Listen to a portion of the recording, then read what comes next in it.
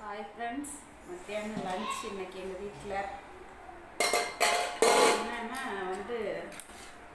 தக்காளி சாப்பாடு தான் செஞ்சேன்.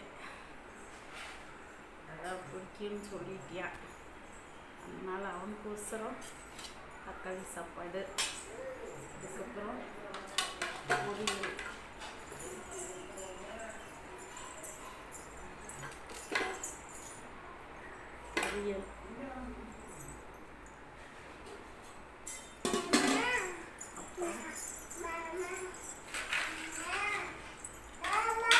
அப்பளம்.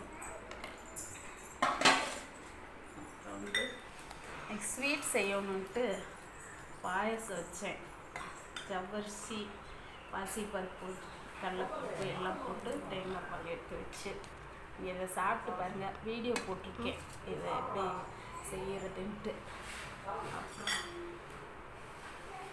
தயிர் அவனுக்கு தாளிச்சா தான் பிடிக்கும், அதனால் தயிர்.